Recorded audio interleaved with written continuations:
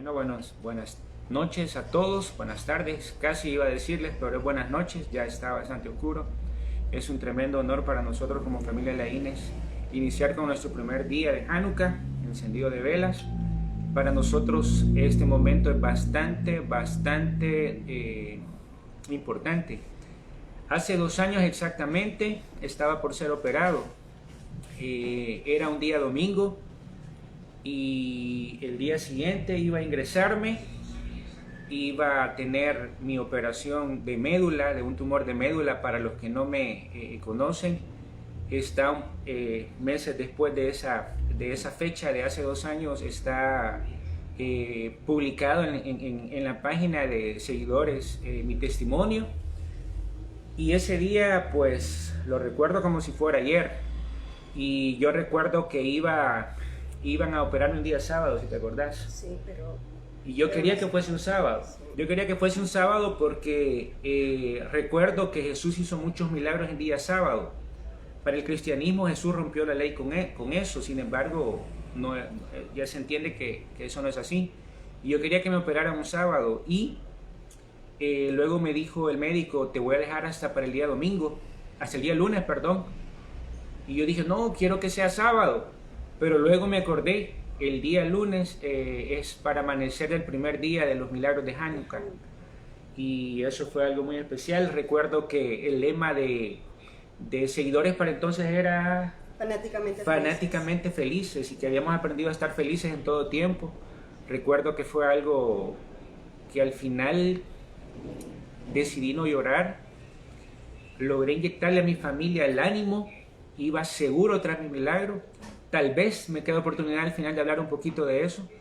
Iba totalmente contento, iba fanáticamente feliz cantando la canción Feliz, que cantamos mucho para aquellos días. Victoria, la victoria mía es. Y me acuerdo que Jessica, tú agarraste una velita, que por cierto habíamos andado para arriba y para abajo preparando las circunstancias necesarias para mi ingreso. Agarró una velita Jessica, la puso en la ventana y dijo, vamos por nuestro milagro.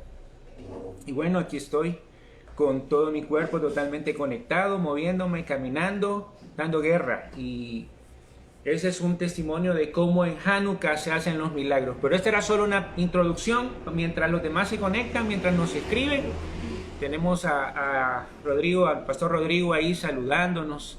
Dice, saludos a todos de parte de los López Quevedo. Nos alegra celebrar con todos. Muchas gracias, pastor Rodrigo, pastor Chele, como se ve en sus redes. Tenemos también cariñosamente.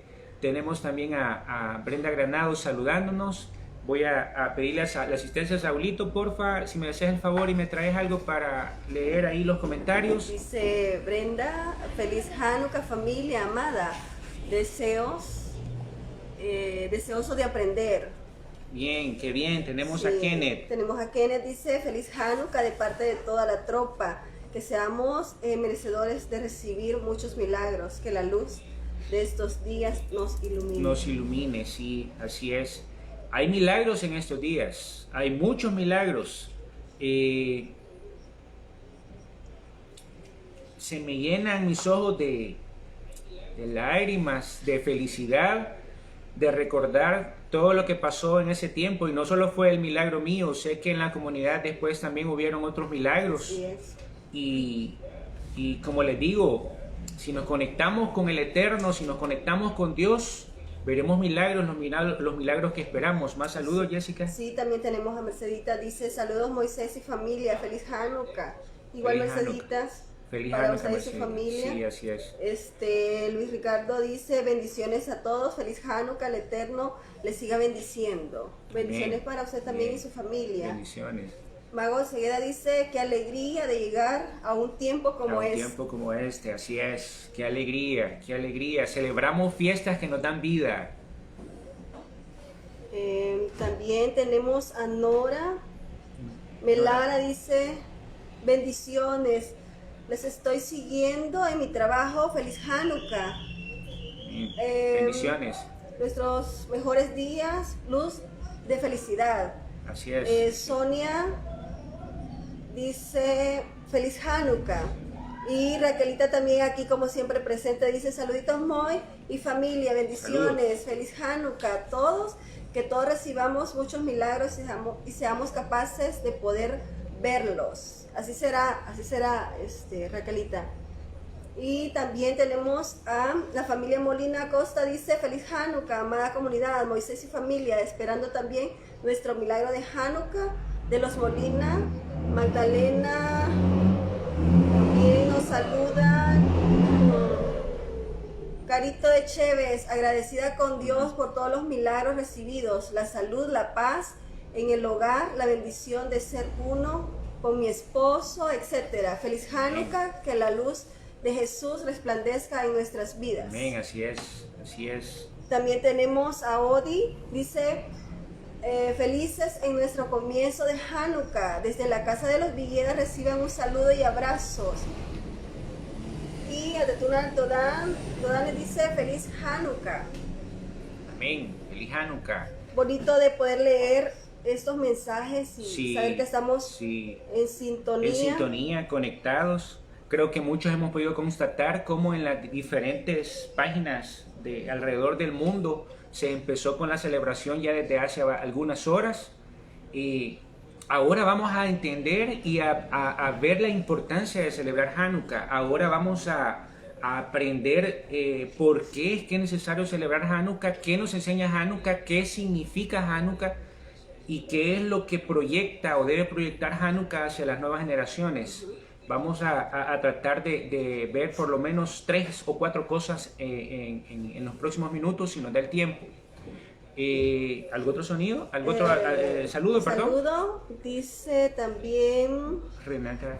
Martita, dice felicidades en nuestra fiesta de las luces. No olvidemos que es la celebración de nuestros milagros. Exacto, celebración de nuestros milagros.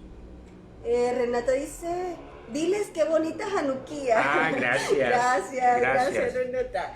Gracias Renata. Ya vamos a encender nuestras velas, ya es el tiempo, ya salieron las primeras estrellas en el cielo y es el momento en el cual tenemos que encenderlas.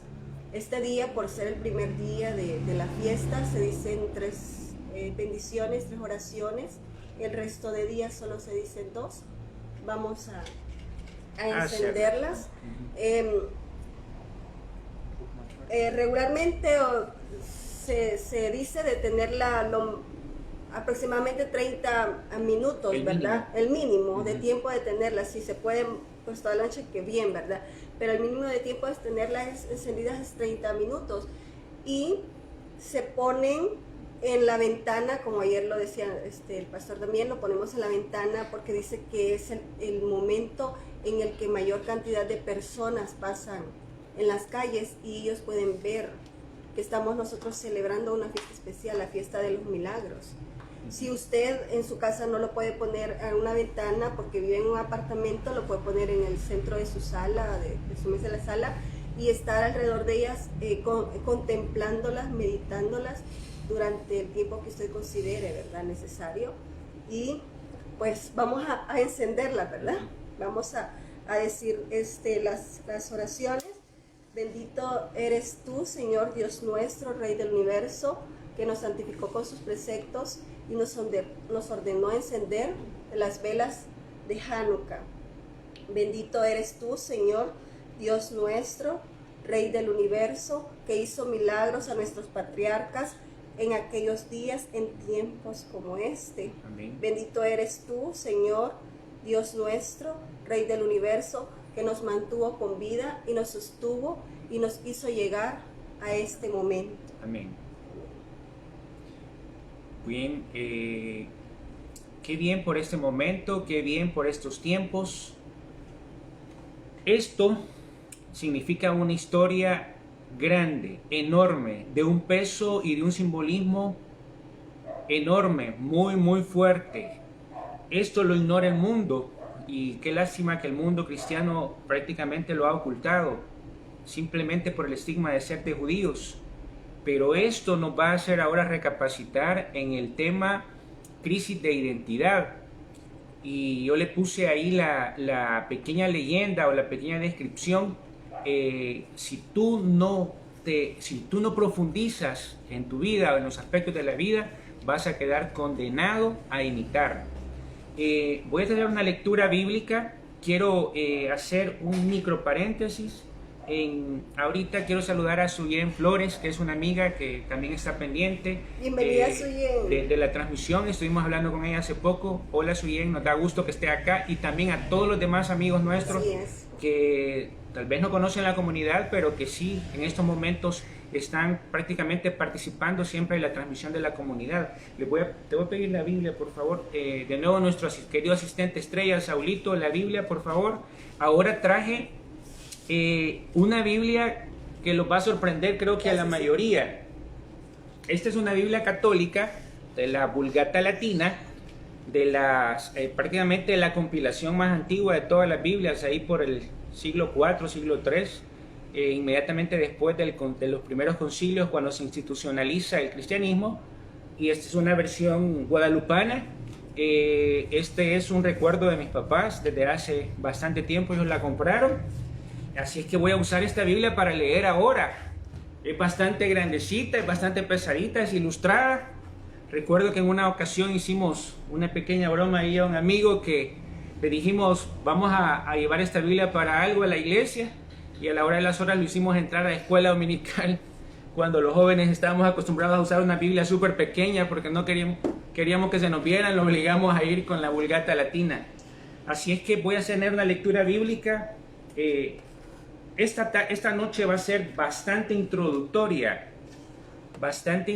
y por lo tanto tengo que ver bastante lo que es la historia, debido a que es la primera noche. Quiero también dejar el tiempo a los demás maestros que van a participar en las siguientes noches para que ellos profundicen en los diferentes temas que esto puede darnos.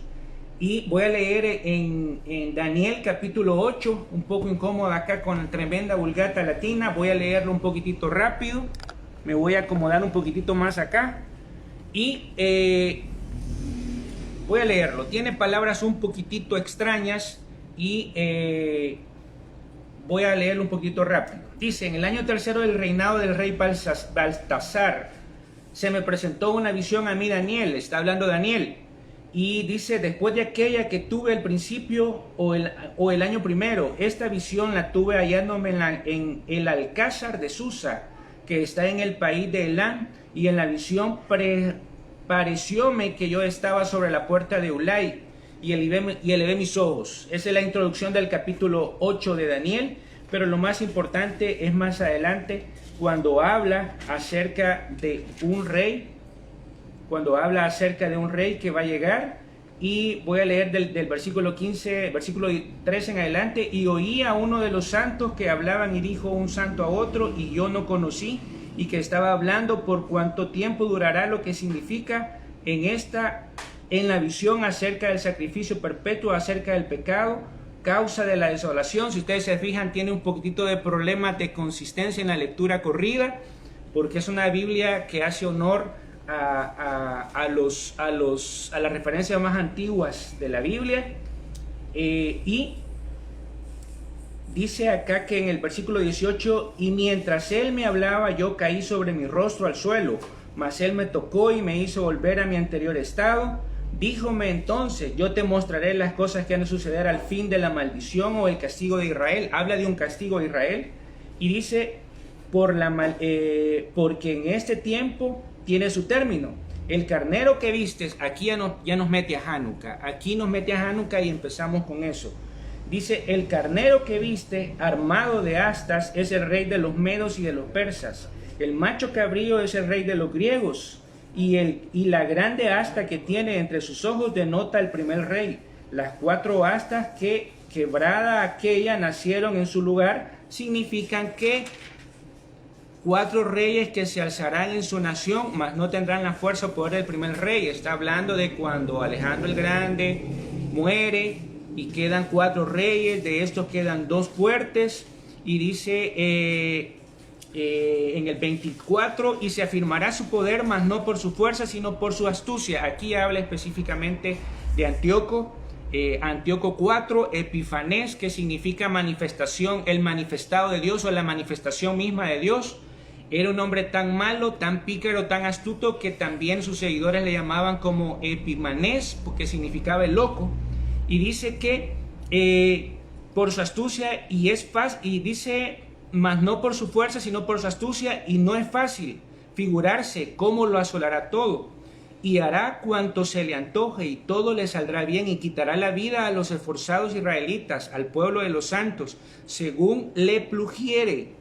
Y tendrá buen éxito los dolos o las maquinaciones que urdiere, y con esto se hinchará su corazón, y sobrándole todas las cosas hará perecer a muchísimos, y se alzará contra el príncipe de los príncipes, pero será aniquilado y no por obra de hombre.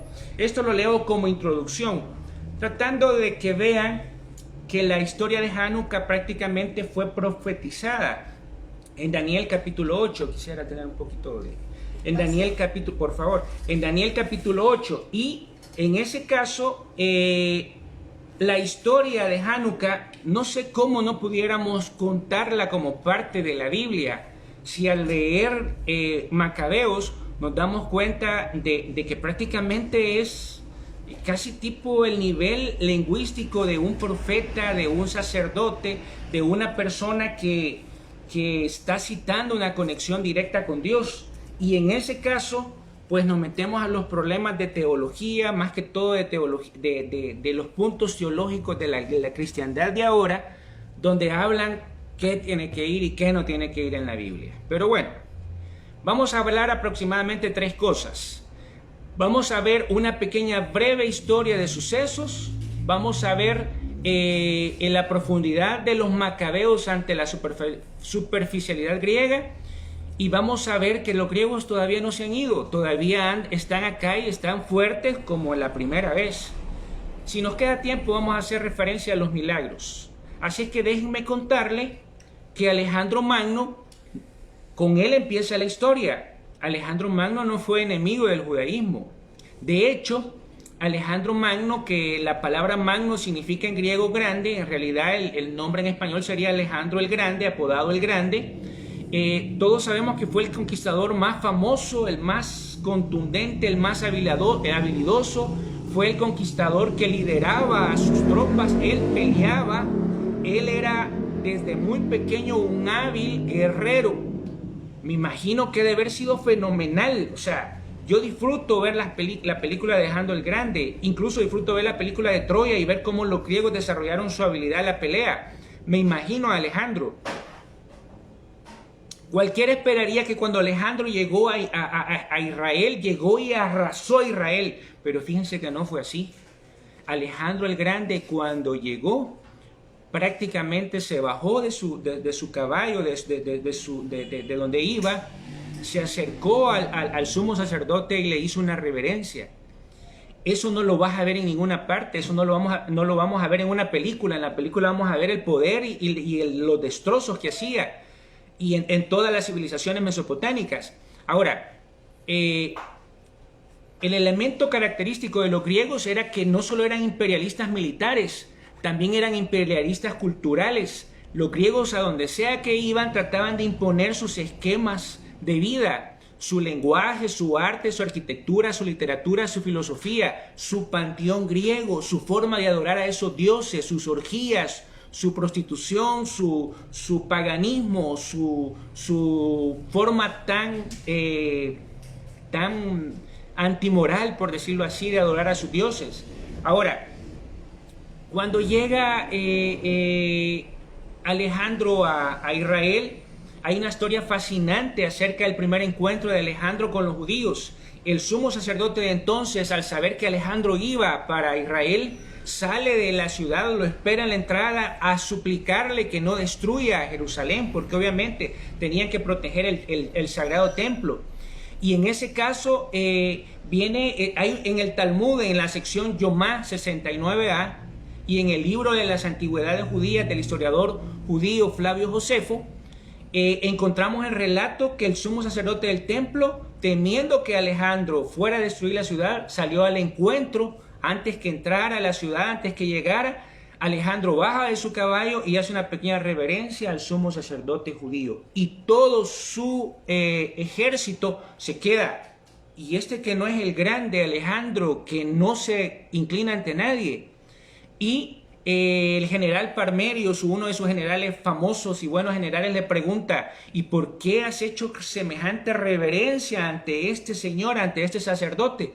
Y está escrito ahí en esos libros que dice que Alejandro responde: no hice una reverencia ante él como hombre, sino ante el Dios que lo honró como el sumo sacerdocio, pues he visto a esta misma persona en mis sueños cada vez que voy a emprender una conquista.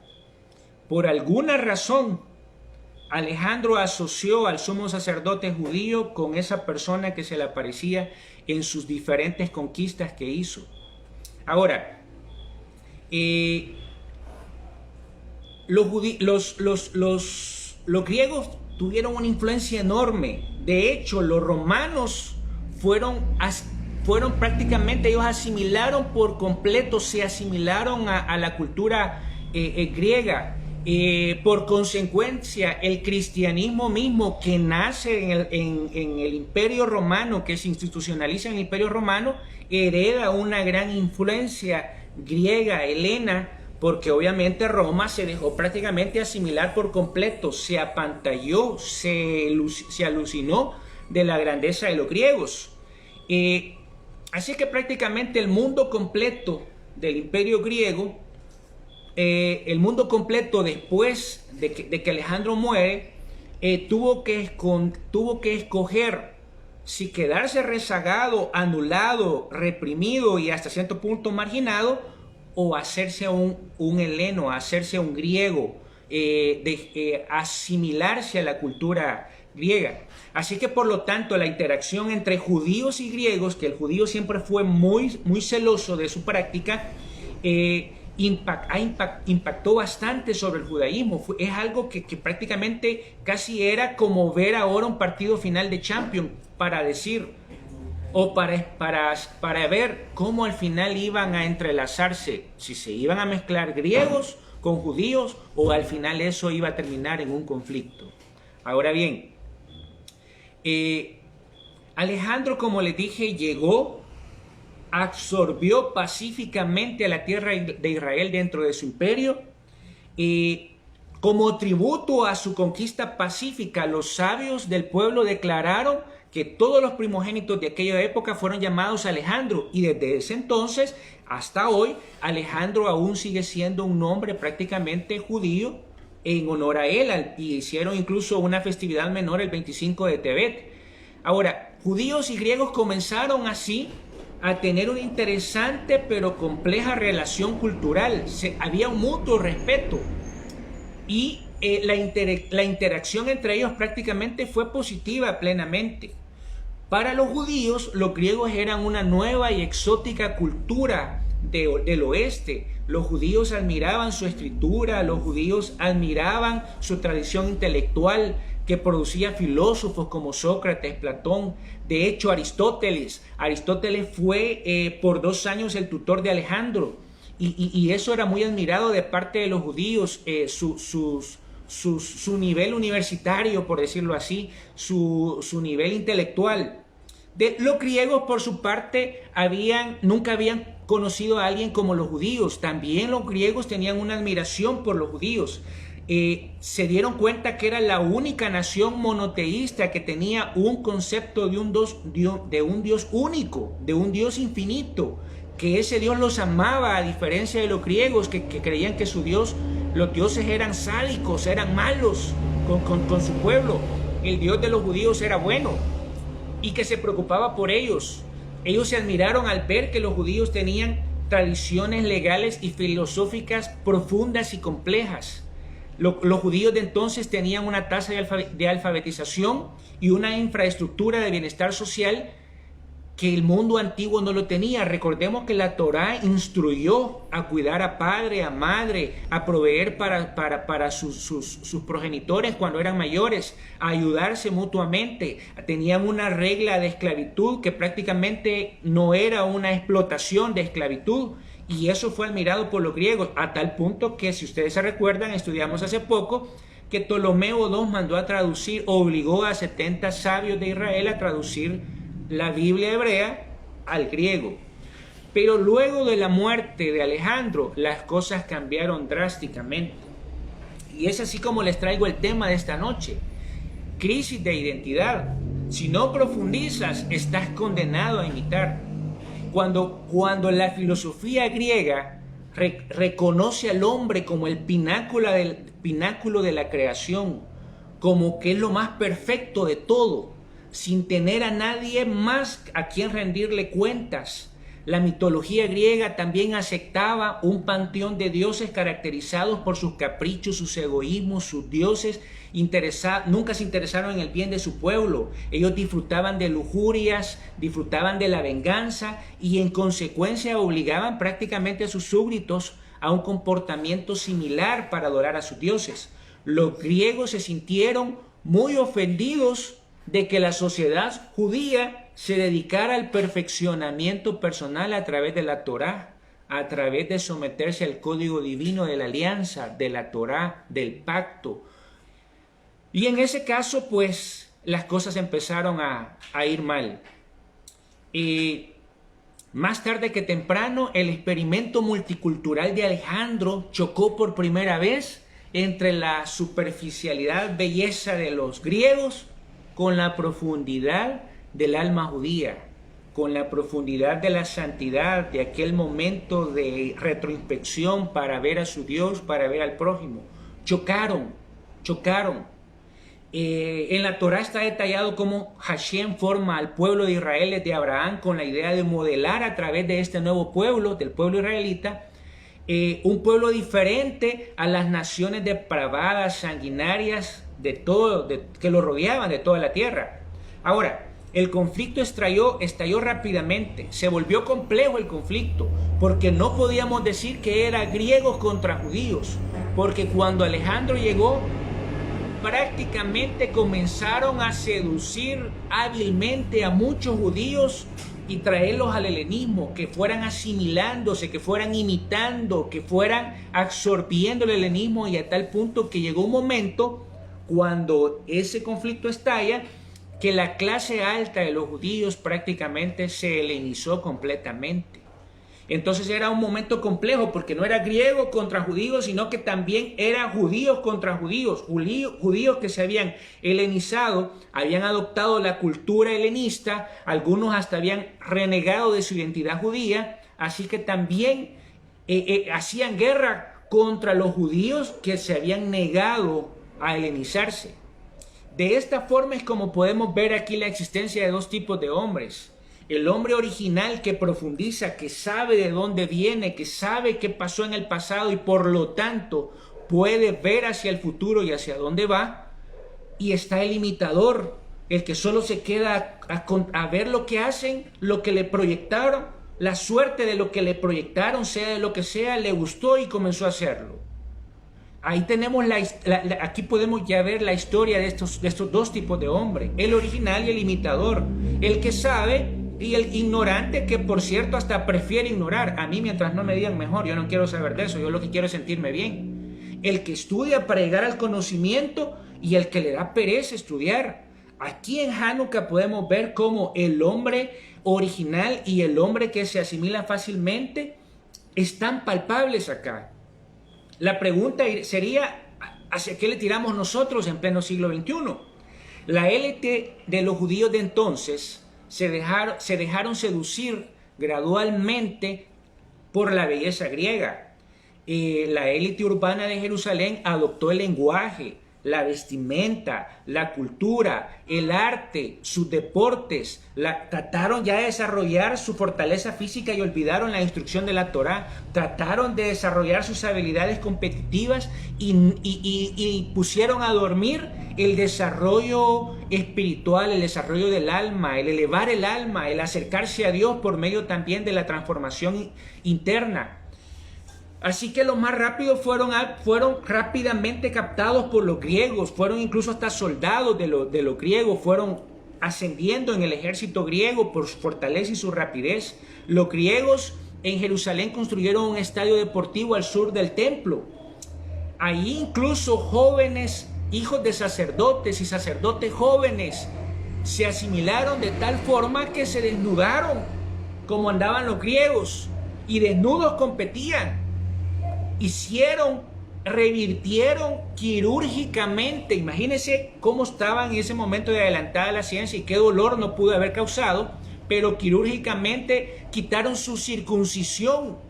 Todo porque los griegos idolatraban la naturaleza y despreciaban la circuncisión. Y recordemos que la circuncisión era el símbolo del pacto de Dios con ellos. Acá estamos viendo palpablemente cómo un tipo de judío vino y dijo: no, si a mí hasta ahora ya no me importa el pacto con Dios, yo me voy a asimilar y me siento cómodo imitando al griego. Si el griego es elegante, el griego es guapo, el griego es fuerte, el griego es astuto, es intelectual. Y a Dios, a nuestro Dios. Ellos vieron en la cultura griega una cultura moderna, científica, universalista, y argumentaban que su judaísmo ya era antiguo, era pasado, era aburrido tener que seguir la Torá. El historiador Paul Johnson escribe en su libro La historia de los judíos, en la página 124, asimilarse a la cultura griega en aquel entonces era un pasaporte para el ser un ciudadano de primera clase en ese tiempo. Y con el ánimo de ser un ciudadano de primera clase, no les importó olvidarse de su Dios. Esto es así como lo que estudiamos hace poco en la comunidad, cuando aquel hermano llega y le dice a su hermano: dame eso de comer, ese guiso rojo. Y le dice: dame tu primogénito. No me importa, lo que quiero es comer. No sé si estamos entonces aquí haciendo clic. Y no sé si usted también está viendo qué tan importante es el libro de Macabeos en su historia para entender las dos clases de personas que existen en este planeta: los originales que profundizan y los imitadores que ellos van tras el placer, tras lo bonito. Ahora, por suerte, la vasta mayoría de los judíos, sociedad media, sociedad rural, etcétera, etcétera, se mantuvieron leales al judaísmo. Ellos rechazaron ese estilo de vida helenista, decidieron no asimilarse culturalmente y fueron considerados por los griegos automáticamente como personas rebeldes y no agradables al imperio. Pero no solo por ellos. Ya les dije también que hubieron judíos que se helenizaron y también quizás dijeron: estos indios, ¿qué les cuesta hacerse griegos? No, que están ahí en el pasado. Ahora, este acto de pensar por cuenta propia es normal que en cualquier sociedad, en cualquier cultura, en cualquier iglesia, se tome como el acto mismo de rebelión.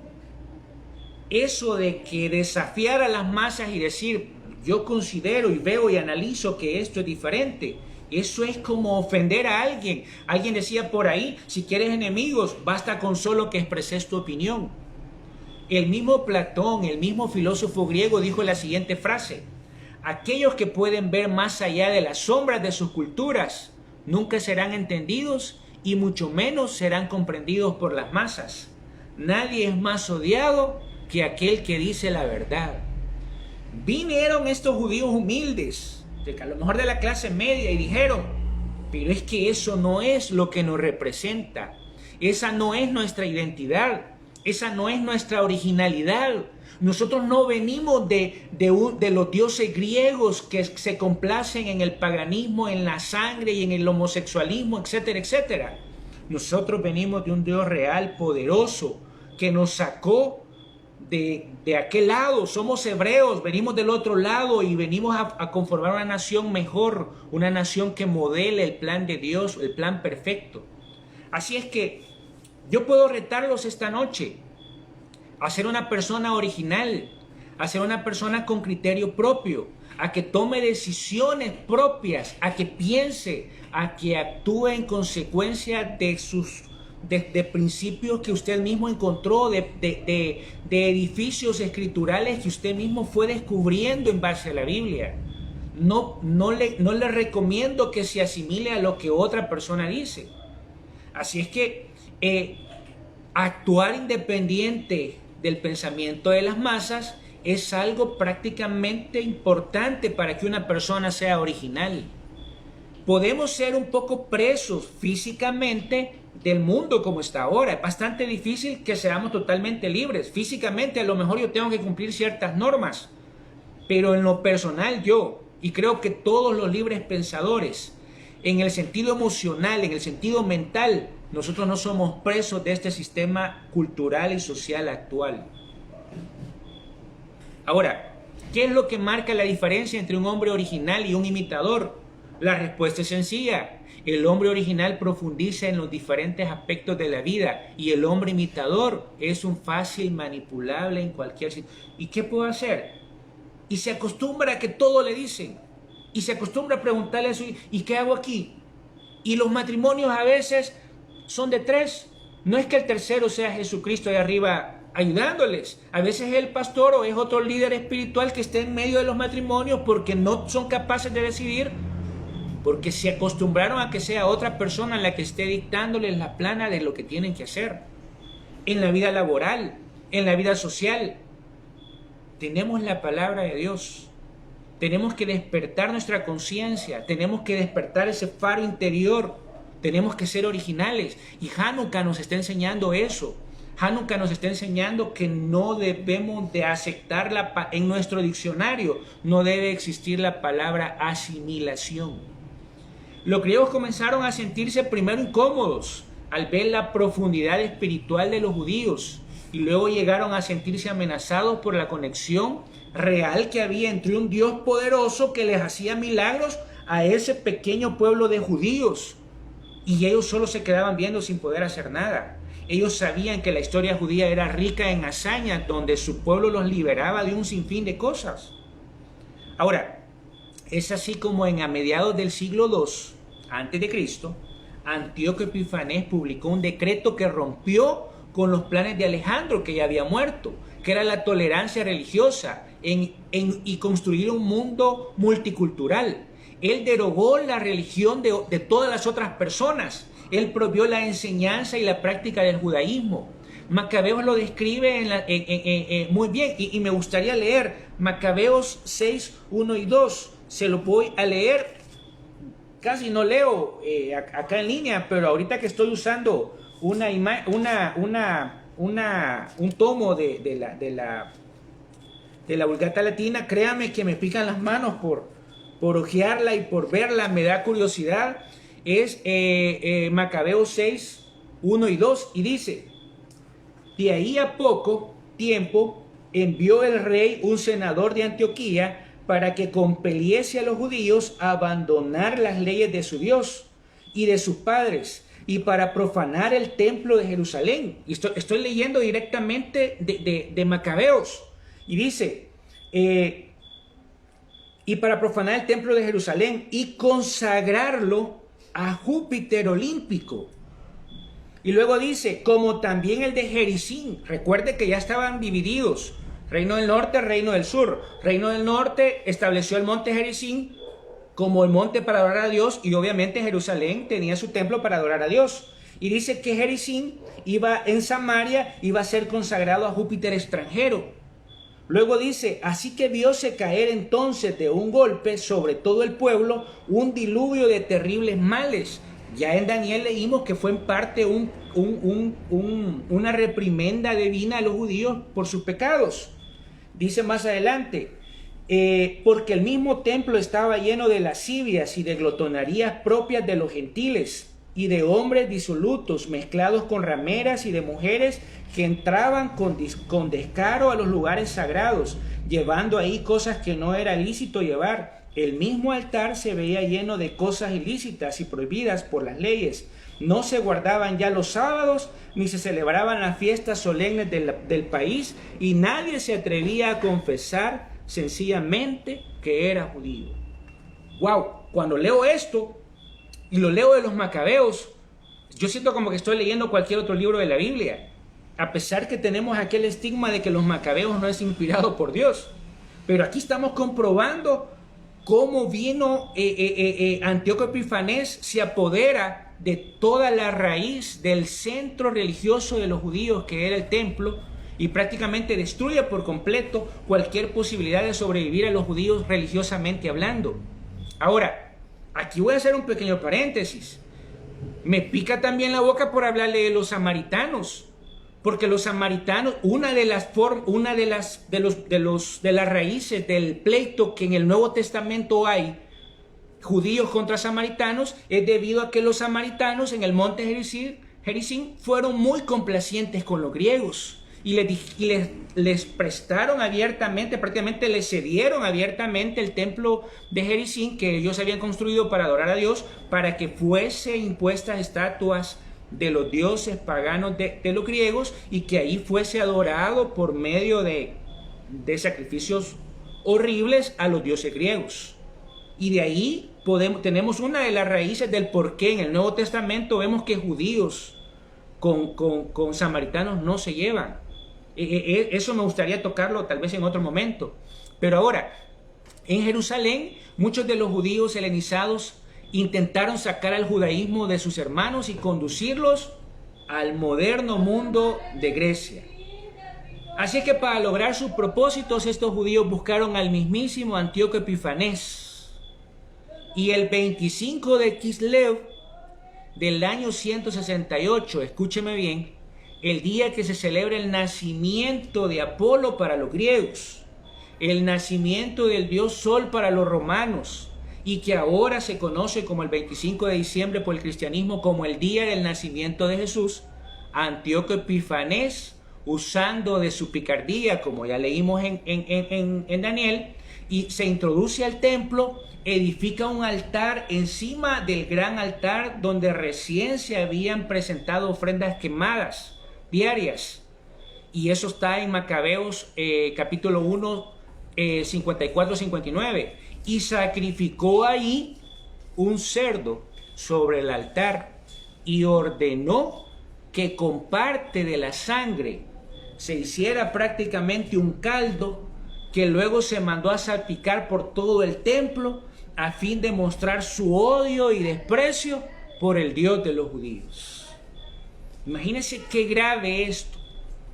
Dice que derribó las cámaras de los sacerdotes, se llevó el altar de oro, la mesa de los panes, la proposición, el candelero, o sea, la menorá.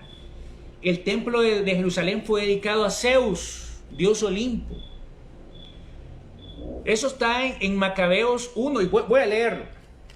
Macabeos 1, del 1, 54, 59.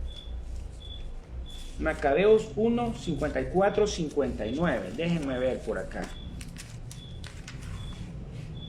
Dice, voy a leer desde el 20, permítanme. Macabeos 1, 54, 59. Bueno, dice, el día 15 del mes de Kislev del año 145, colocó el rey Antíoco, el 15, coloca a una estatua del dios Olimpo. Y sigue diciendo todo lo que hizo mientras llegaba el día para sacrificar el cerdo. Dice que, y despedazando los libros de la ley de Dios, los arrojaron al fuego, y a todo hombre en cuyo poder hallaban los libros del testamento del Señor, y a todos cuantos observaban la ley de Dios, los despedazaron. Dice, con esta violencia trataba cada mes al pueblo de Israel que habitaba en las ciudades. Óigalo, porque a los 25 días del mes ofreció en ellos sacrificios sobre el altar que estaba erigido enfrente del altar de Dios. Macabeos, dando testimonio de que el 25 de Kislev se sacrifica un cerdo en el altar donde se sacrificaba a Dios nuestro Padre Celestial, a Yahvé. O sea, algo sumamente grave, algo sumamente que es para sentir shock.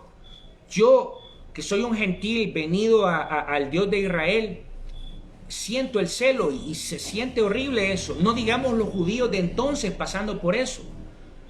Avanzando un poco, más adelante, el siguiente año, la persecución llegó también al pueblo de Modín y exigieron que algunos judíos también ofreciesen otro cerdo a los dioses griegos. Y ahí surge la figura de una persona original, una persona que profundizaba El anciano de la ciudad era Matatías o Matiahu, Macabeo. Era de la clase sacerdotal. Se rehusó a hacer eso. En honor al tiempo no lo voy a leer, pero créanme que es fenomenal leer esto directo desde Macabeos. Se lo voy a decir, está en Macabeos, primera Macabeos 2, 17-20 en adelante, del 17 en adelante. Y relata perfectamente que dice que Matatías se niega a hacer el sacrificio. Pero como siempre hay un imitador, siempre hay una persona que no profundiza, vino y se ofreció a sacrificarlo. Y dice el texto de Macabeos que en las entrañas de Matatías ardían, su cara y su rostro ardía de furia, de cólera. Y justo cuando este judío helenizado que se dejó asimilar y que era un imitador, se dejó deslumbrar de la belleza griega, agarra el cuchillo para sacrificar, viene Matatías Macabeo, se da la vuelta, agarra el cuchillo, destroza al judío que se había helenizado, destruye el altar que se había hecho y con él también mató al oficial griego que había ordenado el sacrificio. Y se da la vuelta y le dice a todos los demás judíos que estaban observando atónitos lo que estaba pasando, y les dice: síganme todos quienes estén a favor de la ley de Dios y que se aferran al pacto de su Dios. Y dice que Matatías, todos los que estaban ahí se unieron a él y a sus 5 hijos, a Johanán, a Simón, a Judá, a Eleazar y a Jonatán. Y dice que huyeron, dejaron todo, prefirieron dejar todo y huir a las colinas, que entiendo están al frente de Tel Aviv, y ahí se refugiaron. El pueblo no logró reunir, quizá a lo mejor el más optimista dice unos 12,000 hombres para conformar el ejército judío frente a más de 40,000 griegos que eran ávidos y que habían andado con Alejandro conquistando el mundo. Usaban tanques, ya esos tanques eran elefantes y tenían un entrenamiento enorme. Así que se fueron a las colinas que van desde la llanura costera de Tel Aviv hasta Jerusalén. Ahí se refugiaron y increíblemente 3 años después de que las hostilidades empiezan, el mismo Judas Macabeo vuelve a Jerusalén, toma el control de Jerusalén. También está en el libro de Macabeos. Encuentra que el santuario estaba desolado, los atrios del templo crecían maleza, y lo primero que hace es entrar, enciende una menorá improvisada porque la menorá de oro la habían derretido con el fuego los griegos, y encontraron un frasco de aceite puro con el sello especial sacerdotal. Todos los demás estaban profanados. Ese depósito les alcanzaba solamente para que la menorá alumbrara un día. Y ahí es donde nace la historia de la fiesta de Hanukkah. Porque ese sello, y no voy a profundizar en el aceite, sería fenomenal ilustrar el aceite. Lo voy a dejar quizá para que otro maestro en la comunidad pueda usarlo en los días que vienen. Pero ese aceite puro, ese aceite que se preparaba especialmente para que la menorá alumbrase, se mantuvo encendida milagrosamente por 8 días, mientras prepararon aceite fresco para llevarlo al templo. Y ese es el milagro de Hanukkah. Ojo, esperaron de nuevo el 25 de Kislev, el siguiente 25, después de 3 años de estar profanado el templo. Y buscaron ese día para continuar con los sacrificios continuos.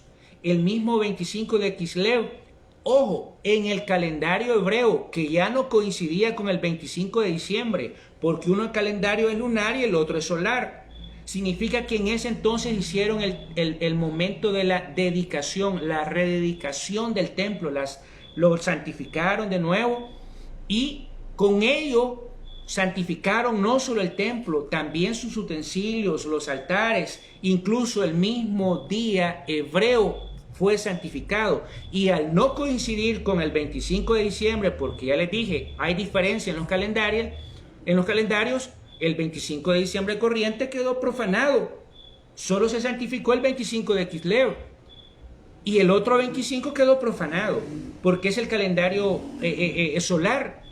Ahora, por tal motivo la celebración de Hanukkah y la Navidad cristiana tienen prácticamente el mismo día de nacimiento, aunque no coinciden todos los años, porque uno se mide en el calendario hebreo y otro se mide en el calendario grecorromano.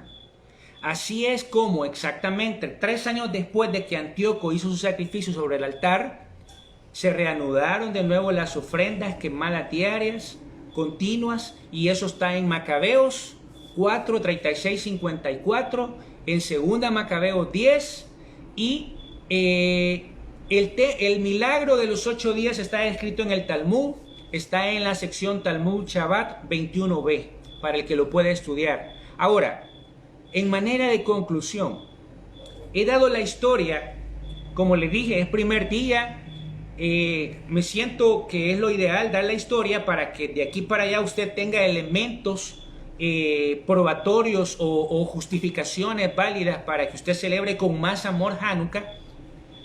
Y me gustaría terminar analizando ciertas cosas. Todas las fiestas bíblicas pueden definirse en una palabra. Por ejemplo, Pascua se puede definir con la palabra libertad, Shavuot con la palabra Torah, Yom Kippur con la palabra perdón, Sukkot con la palabra felicidad, incluso Shabbat podemos relacionarlo con la palabra paz. La palabra que define a la fiesta de Hanukkah es identidad. Identidad. ¿Por qué identidad? Porque en el momento de las crisis sociales, en el momento de las crisis de identidad, solo los hombres que profundizaron pudieron mantener su identidad, su originalidad. El que no profundizó fue perfectamente asimilado, fue fácilmente manipulado, fue fácilmente desgajado del olivo puro, del olivo original. Y eso es lo que celebramos en Hanukkah, nuestra identidad. Con todo y la belleza griega, ellos se identificaron con Dios. Me imagino que ellos profundizaron en la alianza con Dios, hicieron memoria de dónde Dios los sacó, hicieron memoria de cuando estuvieron en Egipto, de cuando abrió el Mar Rojo, de cuando sacó agua de la peña, de cuando les mandaba maná del cielo, de cuando derribó las murallas de Jericó, de cuando hizo caer fuego del cielo. Y quizás dijeron, ese es nuestro Dios, ¿cómo vamos a abandonarlo ahora? Y se identificaron con Dios. La pregunta sería para nosotros, ¿cuál es nuestra identidad? ¿Cuál es tu identidad? ¿Quién programa tu mente? ¿Quién es tu fuente de conocimiento? ¿Qué lees? ¿Qué escuchas? ¿Qué miras? ¿A quién le abres tu templo, tu interior, para que allá adentro sacrifique lo que Él quiera, no lo que tú debes sacrificar? ¿A quién le concedes ese privilegio que haga dentro de ti lo que Él quiere? Hoy en día todas las instituciones, todas, llámeseles religiosas, llámeseles políticas, privadas, públicas, lo que procuran siempre es el adoctrinamiento de las sociedades. Nadie, escúcheme bien, ni siquiera la iglesia, y póngale el nombre que quiera, nadie está interesada en despertar su conciencia, en ayudarle a que usted eleve su nivel de conciencia. Nadie lo quiere hacer. Todos lo que quieren es adormecerlo, es adoctrinarlo, es reprimir los instintos de su alma, es volverlo obediente, es volverlo un imitador de sus ideologías o de sus teologías, y así sacarle lucro. Ahora, yo siempre me he preguntado cómo es que odiamos y predicamos el odio al judaísmo. Prácticamente últimamente en la religión habla contra prácticamente es antisemitismo. Pero ¿cómo somos capaces de decir que la ley ya pasó, pero la ley de los diezmos y las ofrendas no? Ahora yo pregunto, ¿ya profundizamos nosotros para definir la identidad como nuestro Dios? ¿Nosotros estamos profundizando en nuestra identidad con Dios? Ahorita que venía me acordé de una canción y dije yo, ¿estamos profundizando en la palabra de Dios? ¿O estamos todavía cantando la canción Arbolito lindo de Navidad? ¿Qué me vas a dar ahora? Arbolito de Navidad que siempre florece los 24. Y todavía hace la expresión bien profunda: no le vayas a dar juguete a mi cariñito que es un ingrato. Y es una canción tan famosa, y ya empiezo aquí en el pueblito a escuchar tantas canciones. Ahora, mi convicción es mi identificación con Dios. ¿Y cómo me voy a identificar? Con las fiestas bíblicas. ¿Cómo me voy a identificar con Dios? Con lo que la Torá me está mandando a hacer. Yo no quiero ser un imitador. Por cierto, termino con esto. El nombre Macabeo es un acrónimo que significa ¿quién es como tú entre los dioses, Dios nuestro? Los Macabeos es una declaración de identidad absoluta al único Dios por el que valía la pena hasta morir. El Rab Noah de Weinberg, de bendita memoria, solía decir: date cuenta por lo que estás dispuesto a morir y luego vive por ello. Si amamos a Dios, es bueno que entendamos cuál es nuestra identidad con Él. Profundicemos, si no estaremos condenados a ser simples imitadores. Y hasta aquí llego con el primer estudio de Hanukkah. Ha sido un gusto, ha sido un placer. Esperemos mañana la segunda transmisión a las 6:30 y les agradezco a todos su sintonía. Espero pasen feliz noche, disfrútenlo y nos vemos mañana. Bendiciones a todos. Hasta la próxima.